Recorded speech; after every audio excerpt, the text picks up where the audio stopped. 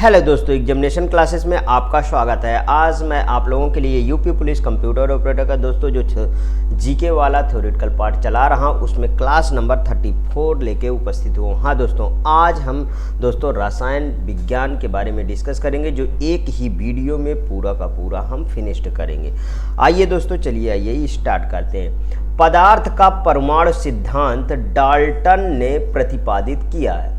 इसके अनुसार पदार्थ अत्यंत छोटे छोटे अविभाज्य कणों से मिलकर बना होता है जिसे परमाणु कहते हैं। दोस्तों वेरी मोस्ट इंपॉर्टेंट है क्योंकि इस सिद्धांतों से एक क्वेश्चन आपका फिक्स है और परमाणु सिद्धांत डाल्टन ने दिया है। ये क्वेश्चन प्रीवियस में भी आ चुके हैं अलग अलग एग्जामों में। आगे देखिए, दो न्यूट्रॉनों के बीच आकर्षण बल निम्न होते हैं। पहला तो दोस्तों गुरुत्वीय होता है और दूसरा नाभिकीय बल होता है। इलेक्ट्रॉन एक ऋणावेशित कण है दोस्तों जिसकी खोज जे थॉमसन ने कैथोड किरणों में की थी। तो चलिए आइए एक फार्मूला बताता हूँ। उस फार्मूले में दोस्तों ये तीनों इलेक्ट्रॉन प्रोटॉन न्यूट्रॉन के जितने भी खोज करता है वो आपको याद हो जाएंगे। ये फार्मूला है दोस्तों ईंट पर नाच। ईंट पर नाच, ये आप याद कर लीजिए। ईंट पर नाच ये चा है, ठीक है। ईंट पर नाच, देखिए ईंट पर नाच।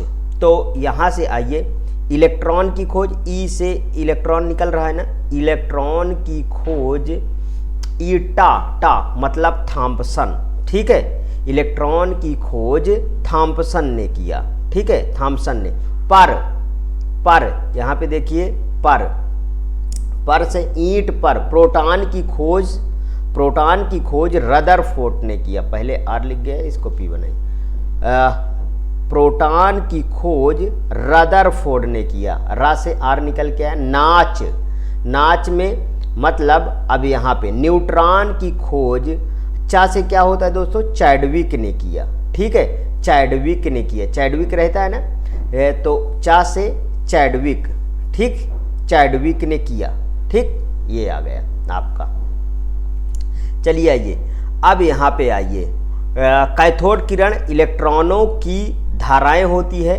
कैथोड किरण इलेक्ट्रॉनों की धाराएं होती है। सर्वाधिक वैद्युत ऋणात्मक तत्व फ्लोरीन होता है जबकि सर्वाधिक वैद्युत धनात्मक तत्व क्या होता है दोस्तों, फ्रेंसियम होता है। और ये वाला नहीं कॉन्सेप्ट भूलिएगा।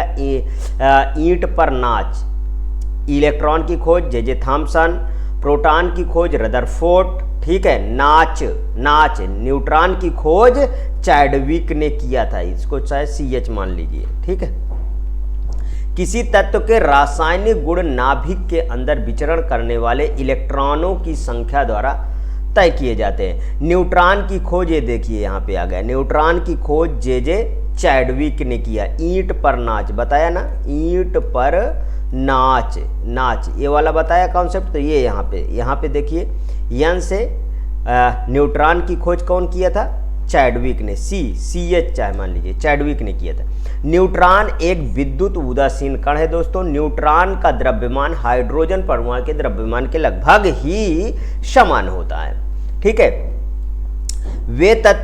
वे तत्व जिनके प्रोटॉनों की संख्या या परमाणु क्रमांक समान और न्यूट्रॉनों की संख्या भिन्न होती है दोस्तों, उसे समस्थानिक कहते हैं। उसे क्या कहते हैं, समस्थानिक कहते हैं। परमाणु का संगठन करने वाले 3 मौलिक कण होते हैं। इलेक्ट्रॉन, प्रोटॉन और न्यूट्रॉन होते हैं।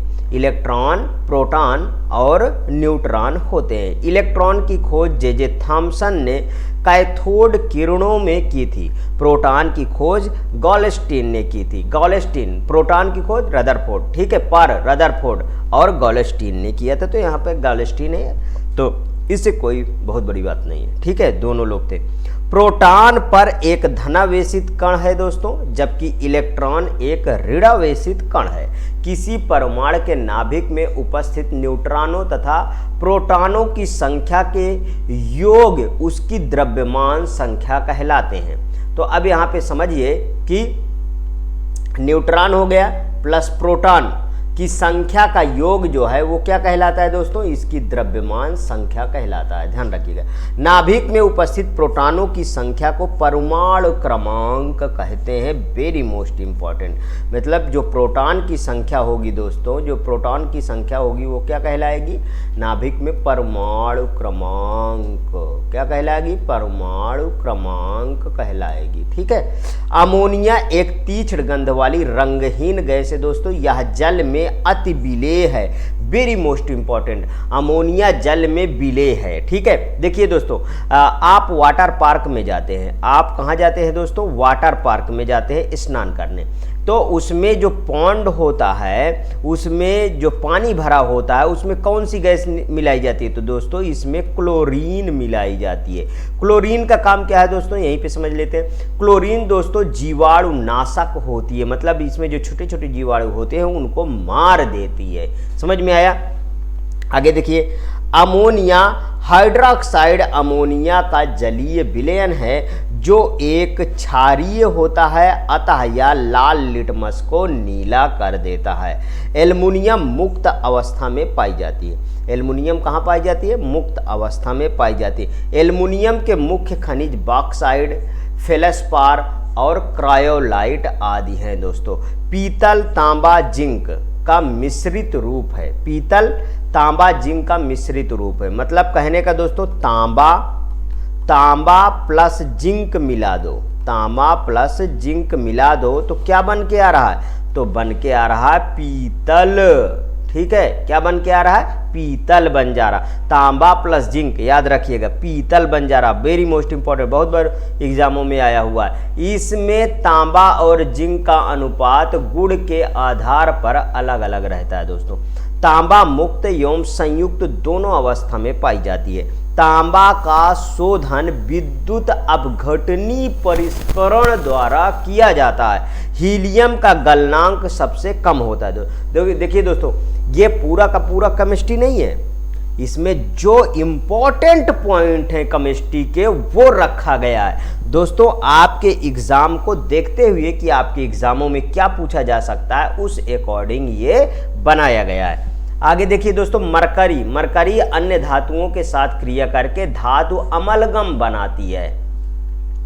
जंग लोहे के संरक्षण में अहम भूमिका निभाता है। जंग लोहे के संक्षारण में, संरक्षण में नहीं, संक्षारण में अहम भूमिका निभाता है। ऐसा जल जिसमें नमक उपस्थित रहता है उस लोहे में शीघ्र जंग लगती है। जैसे समुद्री जल दोस्तों, जहाज़ों में शीघ्र जंग लगने का कारण है कि उस जल में नमक है। और आपको एक कॉन्सेप्ट बताता हूं दोस्तों, जैसे आपके घर में दरवाजा लगा है, दरवाजा मान लीजिए एंगल लगा है, ये एंगल में इसके अंदर ये दरवाजा फिट है। अब इसमें यहाँ पे जो है ये एंगल फूल गया है, तो यहाँ पे जंग लगा है इसलिए एंगल फूल गया, तो आपका दरवाजा बंद नहीं हो रहा। तो इसमें 4-6 हथौड़े आप मारिए और ये वाला जो यहाँ पे जो जंग है वो छूट जाए तो ये दरवाजा अपने आप बंद होने लगेगा। ये बहुत अच्छा कॉन्सेप्ट है। आगे देखिए, लोहे में जंग लगना एक रासायनिक परिवर्तन है। वेरी मोस्ट इंपॉर्टेंट, ये क्या है दोस्तों, एक रासायनिक परिवर्तन है। लोहे पर जंग लगने से लोहे का भार बढ़ जाता है, ना कि घट जाता है। ध्यान रखिएगा। आगे देखिए, सोने की शुद्धता कैरेट में मापी जाती है। 24 कैरेट का सोना शुद्ध, लेकिन दोस्तों शुद्ध सोना तो 24 कैरेट का होता है। आपकी जो ज्वेलरी बनती है वो कितने कैरेट की बनती है, तो 22 कैरेट की बनती है। 22 कैरेट का सोना होता है। ध्यान रखिएगा, 24 कैरेट के सोने की ज्वेलरी नहीं बनाई जाती है, नहीं उसको जोड़ेंगे कैसे, ध्यान रखिएगा। 18 कैरेट सोने की शुद्धता अगर निकालना हो आपको तो 18 × 100/24 = 75 आ गया। देखिए आंसर आपका। आगे देखिए, लोहे की चादर पर जस्ते की परत चढ़ाना यसद लेपन क्या कहलाता है दोस्तों, यसद लेपन, जिसे गैल्वेनाइजेशन कहलाता है। और जिंक की परत पर चढ़े लोहे को गैल्वेनीकृत लोहा कहते हैं। कांच एक अक्रिस्टलीय ठोस पदार्थ है दोस्तों। आयरन को जंग लगने से रोकने के लिए पेंट करना, ग्रीस लगाना एवं जस्ता चढ़ाना लाभकारी है। मुद्रा धातुओं की विद्युत चालकता धातुओं में सबसे उच्च होती है। सिल्वर, चांदी, ठीक है, चांदी की विद्युत चालकता और ऊष्मा चालकता तत्वों में सबसे उच्च है। ऊष्मा चालकता सबसे उच्च है। अच्छा, यहीं पे मैं बात करूं कि दोस्तों जो विद्युत चालकता का क्रम फर्स्ट नंबर पे चांदी है, दूसरा पे तांबा है और तीसरा पे एल्युमिनियम रखा गया। अगर मैं बात करूं कि क्या, एक क्वेश्चन है, क्या शुद्ध जल में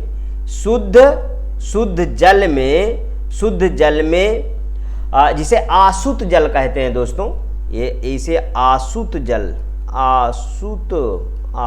जल भी बोलते हैं, क्या इसमें करंट फ्लो होता है? तो दोस्तों इसमें करंट फ्लो नहीं होता है, क्योंकि जो जल होता है उसमें अशुद्धियों के कारण करंट फ्लो होता है। ध्यान रखिएगा, जल में अशुद्धियों के कारण करंट फ्लो होता है। तो जिस जल प्लस अशुद्धि कह लीजिए, जल प्लस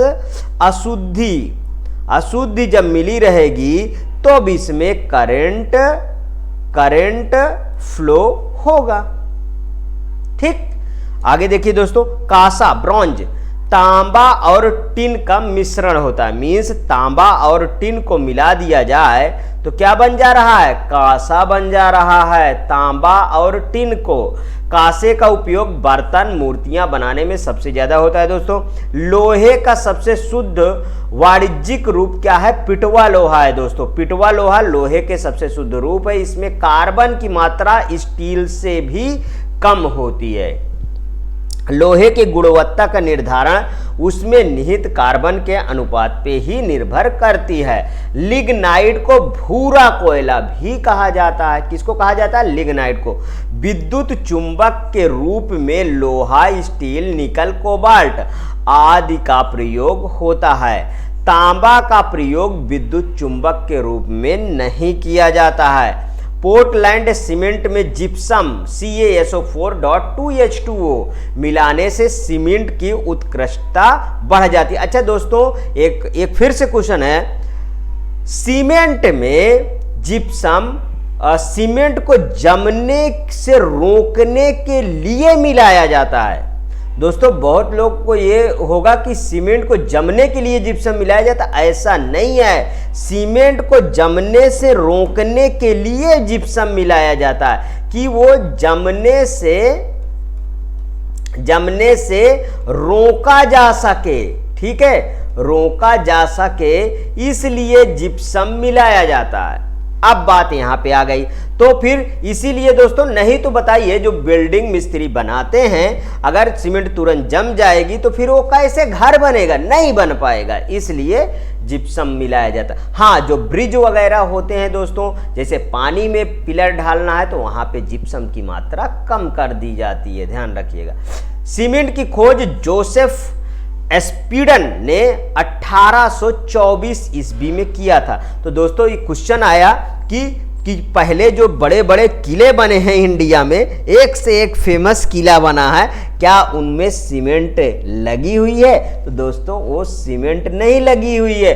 पहले दोस्तों कहते हैं कि उड़द की दाल को जो है सड़ा गला के जो है चिपचिपा एक बना के और उसमें कुछ मिलाते रहे होंगे, चूना वगैरह दोस्तों, उससे इसकी जुड़ाई होती थी। अब आज देख लीजिए, आज 600, 700, 1000 साल, 2000 साल तक के जो है अभी भी आपको मिल जाएंगे ये सब नमूने। और उसके पहले दोस्तों फिर क्या जोड़ा जाता था? उसके पहले और की बात करें तो दोस्तों सुर्खी और चूना का इस्तेमाल किया जाता था। ठीक, आगे देखिए, सीमेंट का रंग ब्रिटिश तट पे पोर्टलैंड के द्वीप पर उत्खनित पत्थर के समान होने के कारण उन्होंने इसका नाम पोर्टलैंड सीमेंट रखा। दोस्तों एक बात और बता दूं कि पोर्टलैंड जो पत्थर है यूरोप में, वो बहुत ही मजबूत है। ठीक है, जो पोर्टलैंड पत्थर है, पत्थर वो बहुत मजबूत होने के कारण पोर्टलैंड सीमेंट का नाम रखा गया है।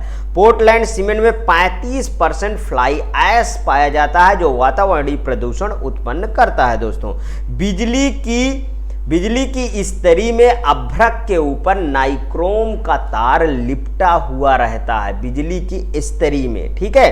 अभ्रक एक अच्छा प्रतिरोधी है जो ऊंचे ताप पर भी नहीं पिघलता है। जब नाइक्रोम के तार में धारा प्रवाहित की जाती है तो वह गर्म हो जाती है, जिसके कारण से उसका आवरण भी गर्म हो जाता है। जैसे आप जो प्रेस करते हो जिससे, ठीक है, जिसको आप लोहा बोलते हो, इस्त्री, ठीक है, उसमें नाइक्रोम की तार ही अंदर गर्म होती है, जिससे उसका आवरण गर्म हो जाता है, आसानी से प्रेस हो पाता है, ठीक है। ग्रेफाइट को पेंसिल बनाने में प्रयुक्त किया जाता है। यह कार्बन का अपर रूप होता है। दोस्तों, अग्निशमन वस्त्र एस्बेस्टॉस से बनाए जाते हैं। अग्निशमन वस्त्र किससे बनाए जाते हैं? एस्बेस्टॉस से बनाए जाते हैं। स्वर्ण एक्वेरियम में घुल जाता है। चांदी, तांबा, एल्युमिनियम, इस्पात, स्वर्ण ऐसी धातुएं हैं जो प्रकृति में सदैव मुक्त अवस्था में पाई जाती हैं। दोस्तों, आगे देखिए, टाका, शोल्डर, ठीक है, शोल्डर टिन एवं सीसा की मिश्र धातु है टाका, ठीक है। क्विक सिल्वर का रासायनिक नाम है पारद, पारा है। कार्बन का सर्वाधिक कठोर रूप हीरा है, जो हमारे यहाँ दोस्तों राजा महाराजाओं की शोभा बढ़ाता था, वो हीरा जिसे कहते हैं कोहिनूर हीरा। क्या कहते हैं दोस्तों? कोहिनूर हीरा, जो यूरोप में इंग्लैंड की भी शोभा बढ़ाया। वहाँ के राजा रानियां दोस्तों अपने मुकुट में इसको धारण किए। आगे देखिए, पायस एक द्रव में द्रव का कोलाइडी निकाय है, जैसे दूध, पायसीकृत तेल इत्यादि। गहरे समुद्र में गोताखोरी के समय गोताखोर ऑक्सीजन और हीलियम के मिश्रण का उपयोग करते थे। मैग्नीशियम को डॉव विधि द्वारा समुद्र के लवण MgCl2 6H2O द्वारा निष्कासित किया जाता है। आगे देखिए, समुद्र के जल का शोधन करने के लिए सामान्य रूप से आसवन विधि प्रयोग में लाई जाती है।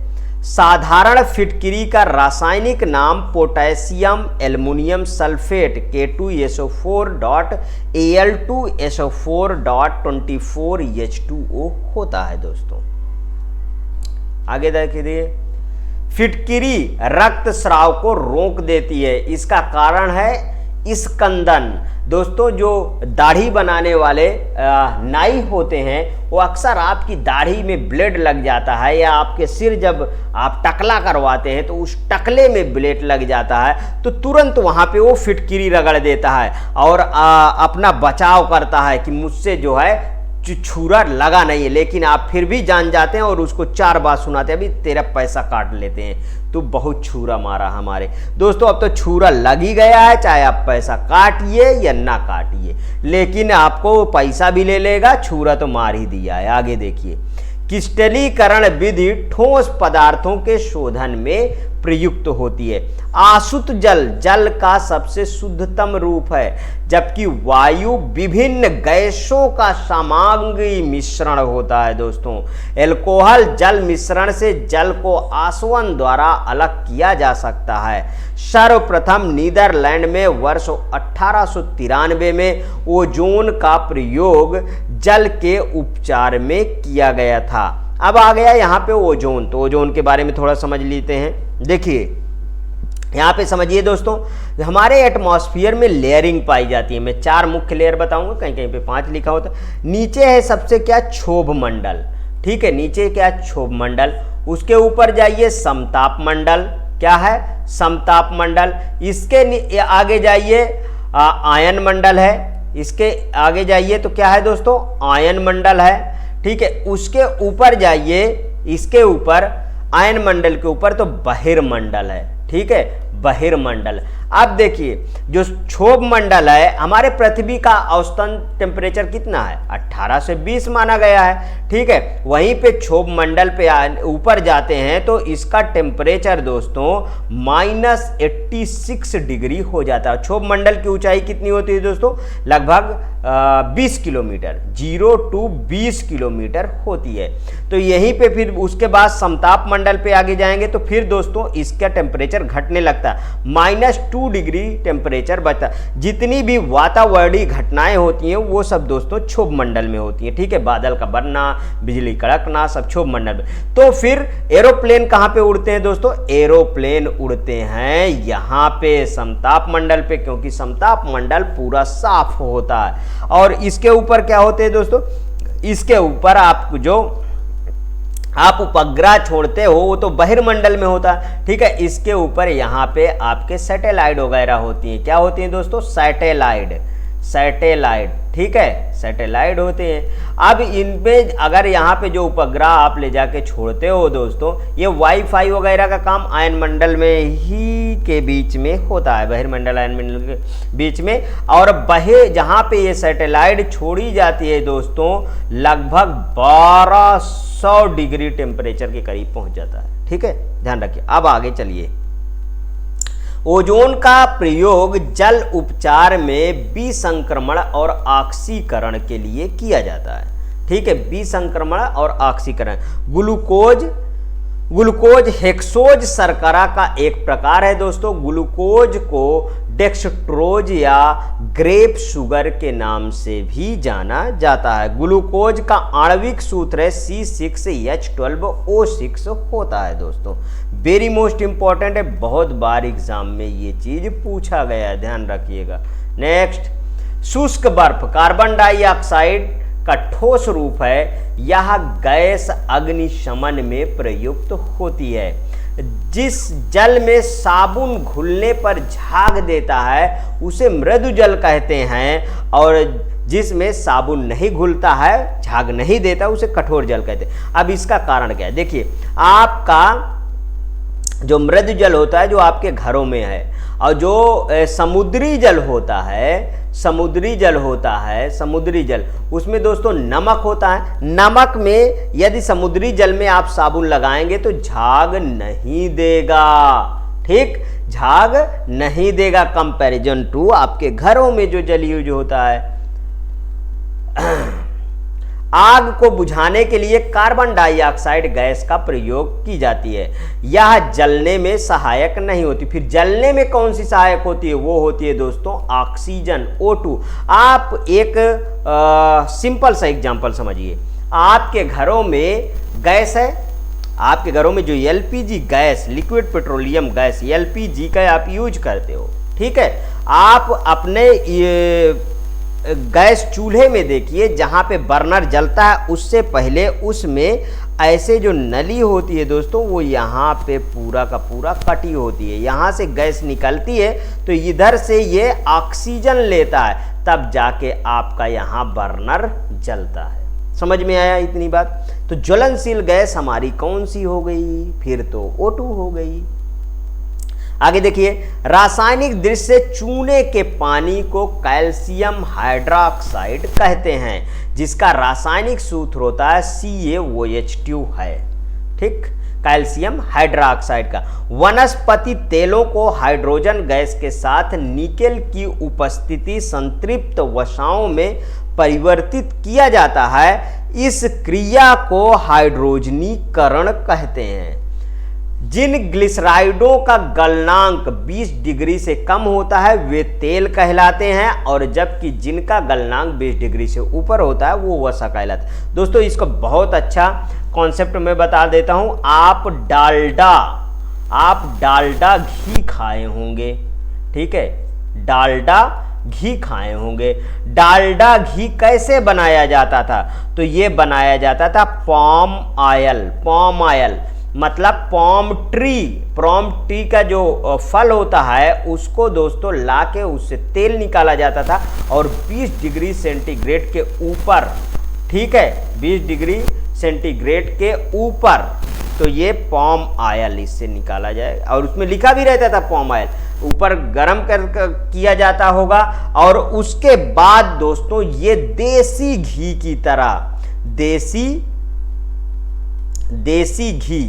देसी घी की तरह आपको स्वाद बताता था। पहले दोस्तों इसका प्रचार बहुत ज़्यादा हुआ था, और बहुत ज़्यादा होने के कारण ये बहुत मार्केट में बहुत अधिक बिकता भी था, क्योंकि देसी घी दोस्तों सबके पास नहीं हो सकता है, महंगा बहुत है। आज की डेट में देखें दोस्तों तो 1200 केजी है देसी घी, 1200 रुपये पर केजी है देसी घी का रेट। अब कुछ लोग कहेंगे तो 700 में तो क्रीम वाला घी मिलता है। हाँ भैया, क्रीम वाला घी वाला सस्ता होता है, आप क्रीम खरीद के घी बना सकते हो, आपको 600-700 ही कास्ट पड़ेगा। लेकिन जो ओरिजिनल देसी घी, मक्खन से देसी घी बनाया जाता है दोस्तों, वो 1000-1200 के नीचे नहीं है। तो समझ लीजिए कितना कास्टली। तो इसका स्वाद ये देता था डालडा। अब आजकल तो दोस्तों आपको मिलता है रिफाइन, सबसे ज्यादा प्रयोग होने वाला रिफाइंड, ठीक है, ध्यान रखिएगा, जो सोयाबीन ऑयल होता है। आगे देखिए, रासायनिक दृष्टि से ब्लीचिंग पाउडर का सूत्र होता है CaOCl2, कैल्शियम हाइपोक्लोराइड होता है। ब्लीचिंग पाउडर का प्रयोग क्लोरोफॉर्म तथा क्लोरीन गैस बनाने में किया जाता है। क्षारीय मिट्टी में जिप्सम का प्रयोग करके उसे फसल उगाने के उपयुक्त बनाया जाता है। मीन्स दोस्तों जो क्षारीय मिट्टी होती है उसमें जिप्सम मिला दिया जाता है, ठीक है, या जिप्सम का छिड़काव कर दिया जाता है, मिलाना का ये छिड़काव नहीं, तो उसमें क्या होता है, वो उसका क्षारीयपन कुछ घट जाता है, जिसमें जो है फसल अच्छी उगने लगती है। किसी भी ईंधन की गुणवत्ता का माप उसकी ऑक्टेन संख्या से की जाती है। ये आ गया दोस्तों एलपीजी गैस, जिसके बारे में बात करें। एलपीजी गैस प्रोपेन C3H8 तथा ब्यूटेन C4H8 का मिश्रण होता है। एलपीजी का फुल फॉर्म लिख लीजिए, liquid petroleum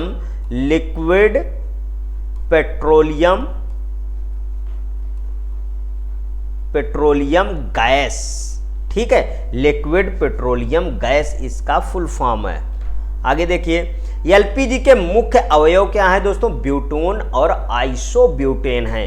very most important हैं ये सब दोस्तों, बार बार एग्जामों में पूछे गए हैं। प्राकृतिक गैस में मुख्यतः मेथेन गैस होती है, जो अपेक्षाकृत हल्की होती है। पाइप्ड प्राकृतिक गैस का मुख्य प्रयोग भोजन पकाने के लिए तथा घरों में प्रयोग होने वाले गैस गीजरों में प्रयुक्त किया जाता है। रॉकेट में ईंधन के रूप में द्रव हाइड्रोजन एवं द्रव ऑक्सीजन का प्रयोग किया जाता है।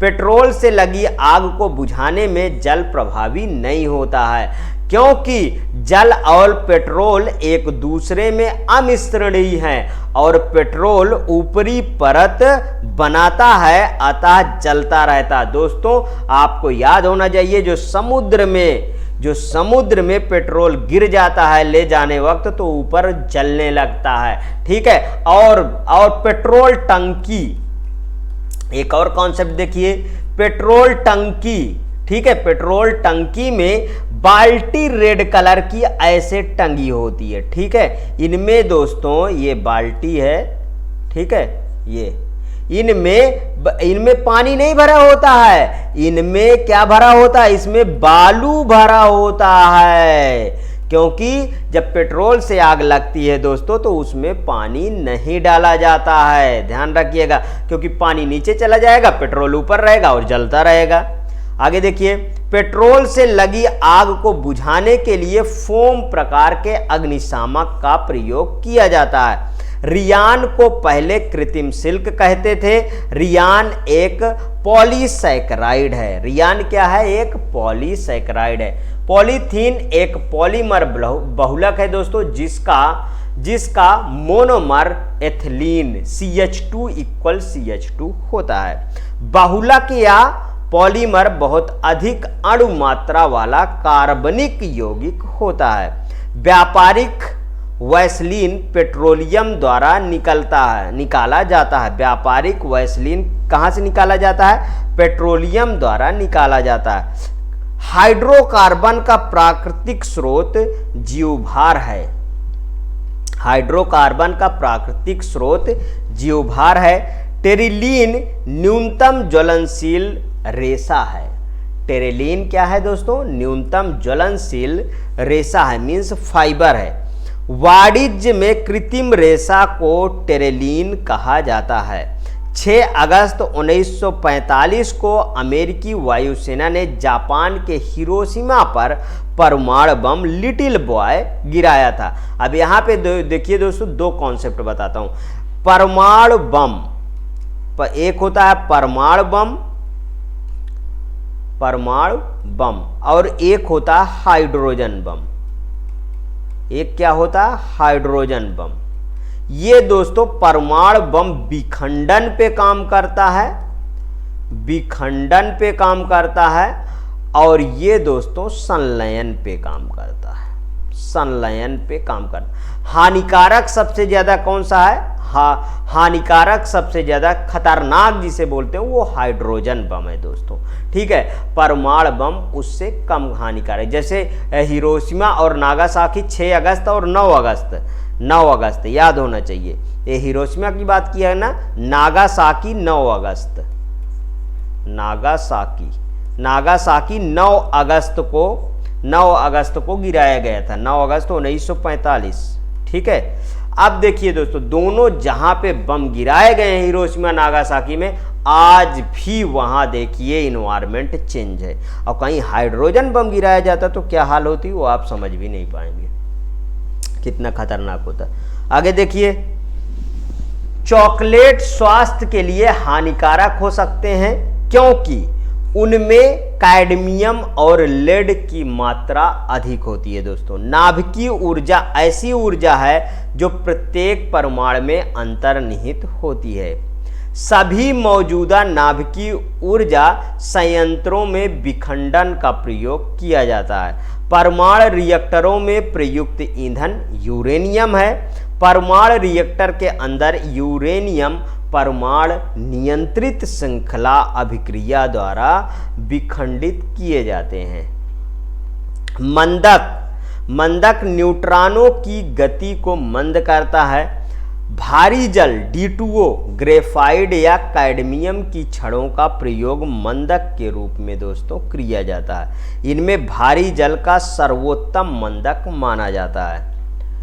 प्राकृतिक रेडियो एक्टिवता की खोज वर्ष 1896 में फ्रांसीसी वैज्ञानिक हेनरी बैकुरल ने की थी। सूर्य में ऊर्जा का निरंतर सृजन नाभिकीय संलयन न्यूक्लियर फ्यूजन के कारण होता रहता है। हाइड्रोजन बम एडवर्ड टेलर ने विकसित किया है। कार्बन 14 का प्रयोग पुरातात्विक महत्व की अति प्राचीन वस्तुएं के तिथि निर्धारण के लिए किया जाता है। दोस्तों कार्बन 14 के है, देखिए जो मूर्तियां निकलती हैं, जो और खजाने निकलते हैं, सिक्के निकलते हैं, कितने पुराने हैं, तो वो डेटिंग 14 से ही निकाला जाता है कि ये कितना पुराना। आगे देखिए, दिया सलाई की नोक पर लाल फास्फोरस लगा होता है। मुख्य रूप से 3 प्रकार के उर्वरक होते हैं जिन्हें नाइट्रोजन, फास्फोरस तथा पोटास कहते हैं। पोटास उर्वरक पोटेशियम से प्राप्त होता है। प्लास्टर ऑफ पेरिस का प्रयोग दोस्तों शल्य चिकित्सा में प्लास्टर करने में, सांचे और मॉडल बनाने में, मूर्तियां एवं खिलौना इत्यादि बनाने में किया जाता है। दोस्तों बता दूं, जो हड्डियां टूट जाती हैं मनुष्य के, तो उसी शेप में जोड़ने के लिए प्लास्टर चढ़ाया जाता है, वो यही होता है प्लास्टर ऑफ पेरिस। पीएच पैमाने में 0 से 14 तक अंक होते हैं दोस्तों। 0 से 7 और 7 से 14। ठीक है, 0 से 7 के बीच को अम्लीय कहते हैं और 7 से 14 को क्षारीय कहते हैं, ध्यान रखिएगा। ठीक है, आगे देखिए, जिस विलय का, अच्छा आगे नीचे है भी, जिस विलयन का पीएच मान 7 से कम होता है उसे अम्ल, जैसे नींबू का रस अम्लीय है, तथा जिसका पीएच मान 7 से अधिक होता है उसे क्षार कहते हैं। ऑक्सीजन एक दहन पोषक गैस है दोस्तों, दहन के लिए ऑक्सीजन गैस आवश्यक है। ठीक है, अभी अभी जो हम लोग डिस्कस कर रहे थे कि ऑक्सीजन जो गैस वाला कॉन्सेप्ट बताया दोस्तों, घरों में गैस चूल्हा में, उसके पहले उसका उसमें होल होता है, वहीं से ऑक्सीजन लेता है, तभी आपका बर्नर जलता है। सोडियम कार्बोनेट को धावन सोडा, वॉशिंग सोडा भी कहते हैं। इसका रासायनिक सूत्र है दोस्तों Na2CO3 है, वेरी मोस्ट इंपॉर्टेंट है। सामान्यतः धावन सोडा Na2CO3.10H2A के रूप में पाया जाता है, अर्थात सोडियम कार्बोनेट के अणु से जल के 10 अणु संलग्न रहते हैं। खाने का सोडा का रासायनिक नाम है सोडियम बाइकार्बोनेट, NaHCO3 होता है। दोस्तों इसको याद रखिएगा, ये दोनों बहुत इंपॉर्टेंट है क्योंकि अलग अलग एग्जामों में ये क्वेश्चन पूछा गया है। सोडियम बाइकार्बोनेट का प्रयोग मुख्यतः खाद्य पेय पदार्थों के बनाने में किया जाता है। सोडियम बाइकार्बोनेट का वाणिज्यिक नाम बेकिंग सोडा है दोस्तों, इसे कुकिंग सोडा, खाने का सोडा भी कहते हैं। सिरका में लगभग 6 से 10% एसिटिक एसिड CH3COOH होता है। सिरके का उपयोग प्रयोगशाला में अभिकर्मक के रूप में तथा अचार, चटनी आदि बनाने में किया जाता है। दिया सलाई बनाने में लाल फास्फोरस और फास्फोरस ट्राइसल्फाइड का प्रयोग होता है या उपयोग होता है। दोस्तों बहुत बार एग्जामों में आया था कि दिया सलाई के आगे हिस्से में क्या लगा होता है, तो वो लाल फास्फोरस लिख के आता है, बिल्कुल टिक करिएगा, सही जाएगा। गैस के गुब्बारों में हाइड्रोजन गैस की जगह हीलियम गैस का प्रयोग किया जाता है, क्योंकि दोस्तों हाइड्रोजन गैस में जो है आग लगने की संभावनाएं बनी रहती है, इसलिए हाइड्रोजन के स्थान पे अब हीलियम का प्रयोग किया जाता है, क्योंकि हीलियम गैस अदाह्य होती है। हाइड्रोजन गैस ज्वलनशील होने के कारण प्रायः प्रयोग में नहीं लाई जाती है, नहीं तो गैस का गुब्बारा नीचे चला आए तुरंत। अब गैस के गुब्बारे दोस्तों, हाँ कॉन्सेप्ट बताता हूं। इजिप्ट तो याद है ना, मिस्र याद है, मिस्र।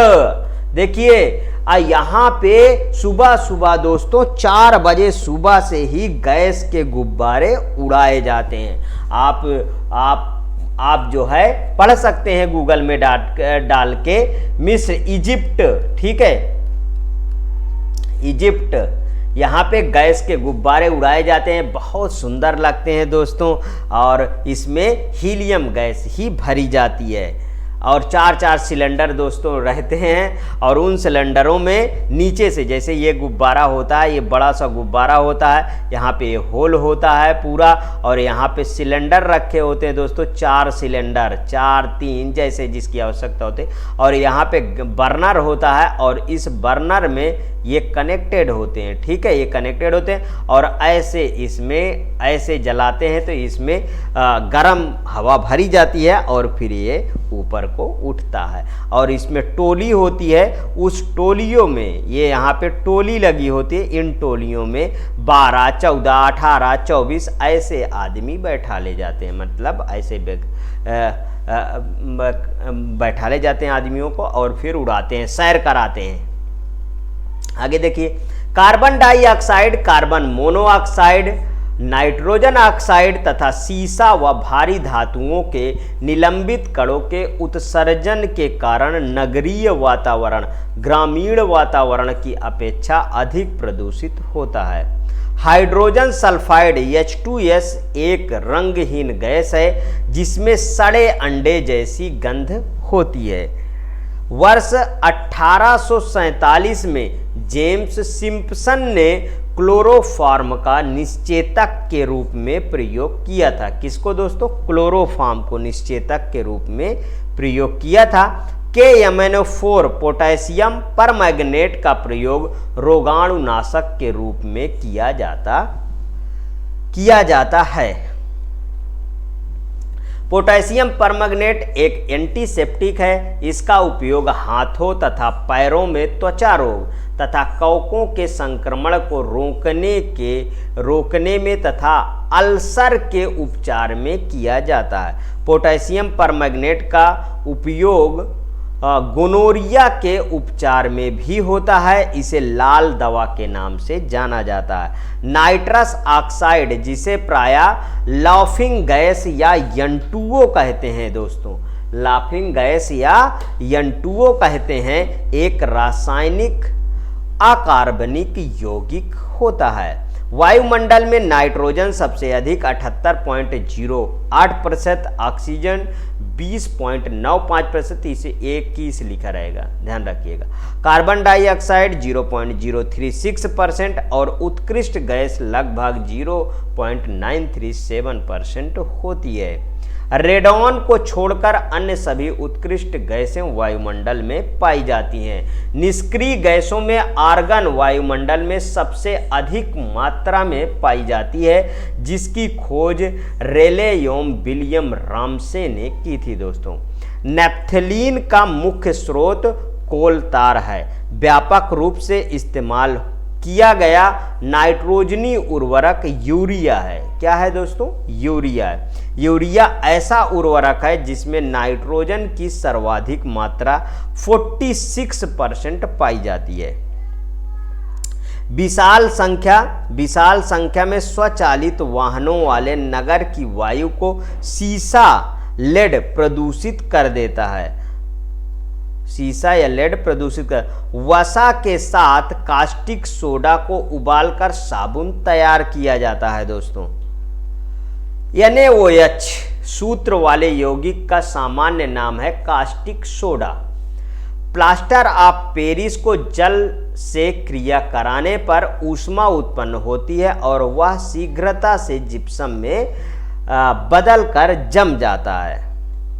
अम्लीय वर्षा में सल्फ्यूरिक अम्ल एवं नाइट्रिक अम्ल अधिक मात्रा में होता है। जहाँ पे भी दोस्तों अम्लीय वर्षा होती है वो बहुत हानिकारक होती है। क्या होती है? हानिकारक होती है। समझ लीजिए कि अम्लीय वर्षा में अगर पहली बार मनुष्य भीग जाता है अम्लीय वर्षा में, तो उसके दाग धब्बे शरीर में पड़ने की संभावनाएं होती है। वृक्षों से प्राप्त किया गया प्राकृतिक रबड़ का बुनियादी रासायनिक निर्माण ब्लॉक आइसोप्रीन है दोस्तों। किडनी स्टोन पथरी में कैल्शियम ऑक्जेलेट CaC2O4 पाया जाता है। ऊन तंतु का विकल्प नायलॉन 6,6 है। किसी मृदा का pH मूल्य उस विशेष मृदा में अम्ल अंश को मापित करता है। कपड़े से स्याही और रंग के धब्बों को मिटाने के लिए ऑक्सैलिक अम्ल का प्रयोग किया जाता है। कार्बन और हाइड्रोजन दो ऐसे तत्व हैं जिनमें बहुत बड़ी संख्या में यौगिक तैयार किए जा सकते हैं। जानवरों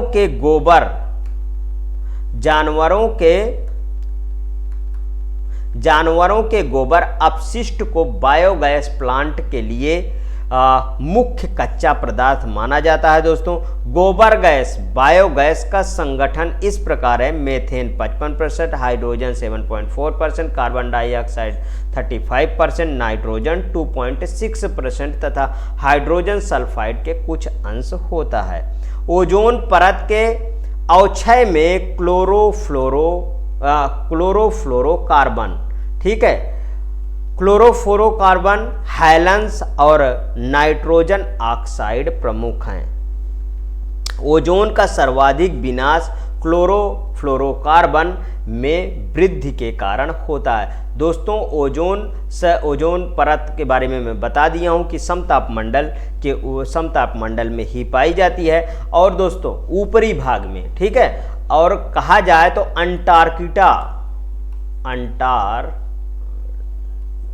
अंटार्कटिका, ठीक है, अंटार्कटिका में दोस्तों ओजोन परत में होल देखे गए हैं, ठीक है, ओजोन परत में होल देखे गए हैं। उसको दोस्तों कई देश प्रयास कर रहे हैं, कई ऑर्गेनाइजेशन भी प्रयास कर रहा है उस होल को ख़त्म करने के लिए। आगे देखिए, वायुमंडल में ओजोन गैस द्वारा पराबैंगनी किरणों का अवशोषण होता है, जिससे पराबैंगनी किरणें सीधे पृथ्वी पर नहीं आ पाती हैं। पराबैंगनी किरणों से दोस्तों कैंसर होने के खतरा बहुत ज़्यादा होता है, ध्यान रखिएगा।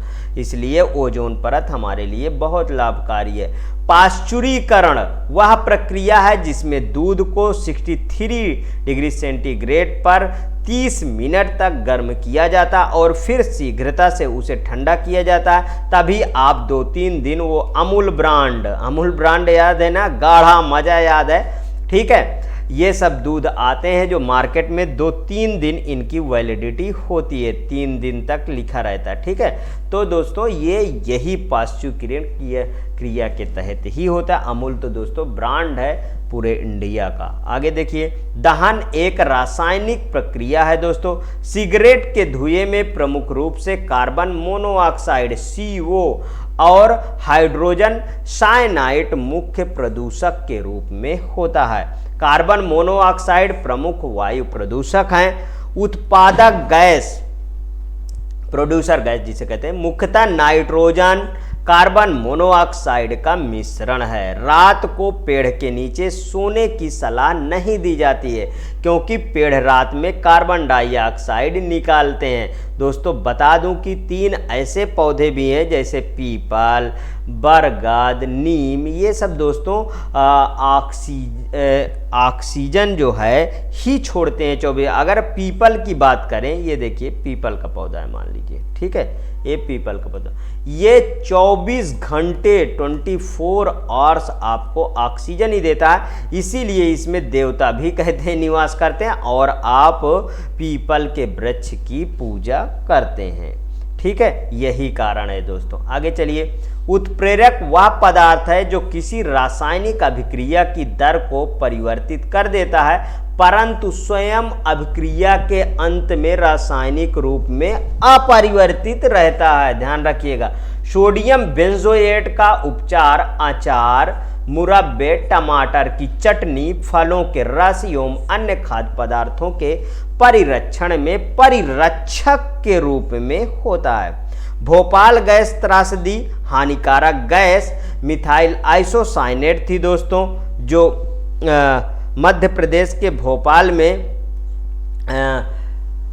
जो है लीक हो गई थी। उससे बहुत लोग दोस्तों, बहुत मजदूर मर गए थे दोस्तों। ये बहुत ही इम्पॉर्टेंट पॉइंट है जो बार बार एग्जाम में पूछा गया। आगे देखिए, ओजोन का रासायनिक सूत्र O3 है। फलों को कृत्रिम रूप में पकाने हेतु तो एथिलीन गैस उपयुक्त मानी जाती है दोस्तों, वेरी मोस्ट इम्पॉर्टेंट है।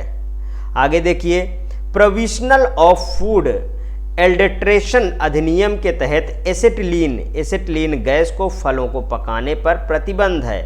मेथेन को मार्स गैस कहते हैं। इसका रासायनिक सूत्र CH4 है, क्योंकि वहाँ पे मेथेन की अधिकता पाई जाती है। इसलिए अम्ल वर्षा वायु में उपस्थित प्रदूषक गैसों SO2 तथा NO2 के कारण होता है।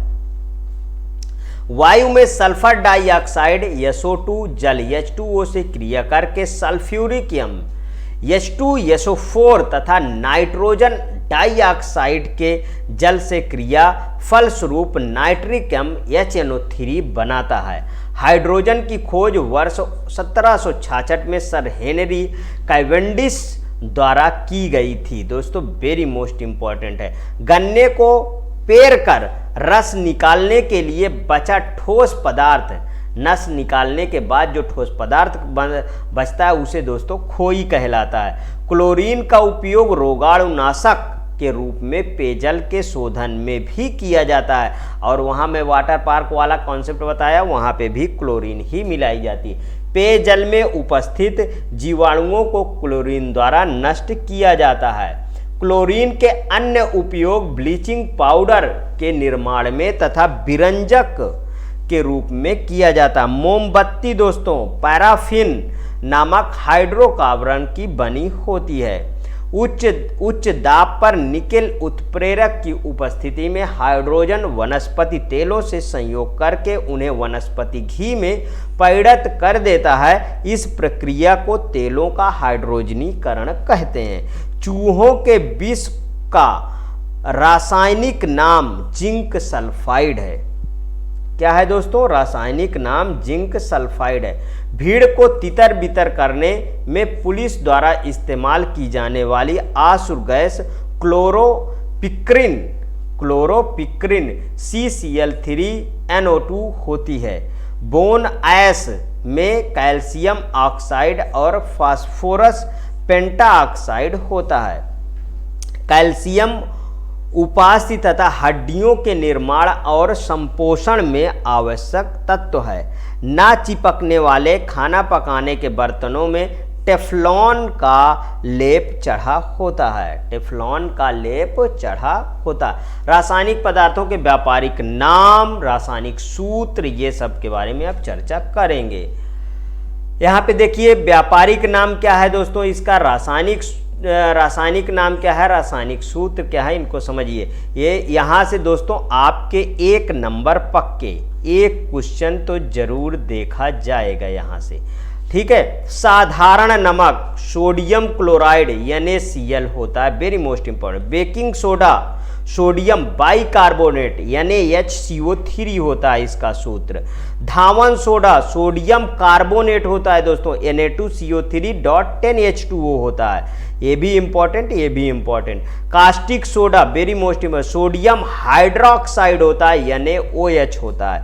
Chile saltpetre sodium nitrate NaNO3 होता है। सुहागा दोस्तों बोरेक्स Na2B4O7.10H2O होता है। फिटकिरी पोटेशियम एल्युमिनियम सल्फेट होता है, K2SO4 Al2SO4 3.24H2O होता है।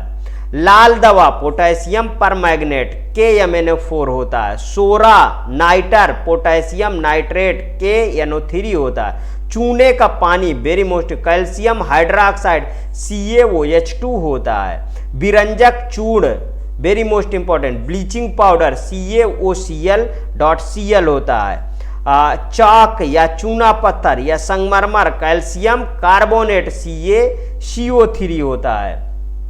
नौसादर अमोनिया क्लोराइड दोस्तों NaH4Cl होता है। Laughing gas nitrous oxide N2O होता है, ये दोस्तों इंपॉर्टेंट है। गैलेना नौसादर भी इंपॉर्टेंट है। लेड सल्फाइड PbS होता है। शुष्क बर्क ठोस कार्बन डाई CO2 होता है, ठीक है। हरा कशिश फेरस सल्फेट FeSO4.7H2O होता है। सफेद कशिश जिंक सल्फेट ZnSO4.7H2O होता है। नीला कशिश कॉपर सल्फेट CuSO4.5H2O होता है। सिरका एसिटिक अम्ल CH3COOH होता है, वेरी मोस्ट इंपॉर्टेंट, अधिक एग्जामों में पूछा गया। एल्कोहल इथाइल एल्कोहल C2H5OH होता है, very most important. Would spirit methyl alcohol CH3OH होता है। दोस्तों आज का सेशन यहीं तक था। दोस्तों ये लंबी वीडियो है, इसे ध्यान से देखिएगा, अच्छी वीडियो है। यदि आपको अच्छा लग रहा है तो प्लीज़ और प्लीज़ मेरे एग्जामिनेशन चैनल को आप सब्सक्राइब कर लीजिएगा, मेरा वीडियो लाइक करिए, ज़्यादा से ज़्यादा दोस्तों में शेयर करिए। अपनी प्रतिक्रिया कमेंट बॉक्स में ज़रूर प्रस्तुत कीजिएगा दोस्तों। ओके दोस्तों, थैंक यू।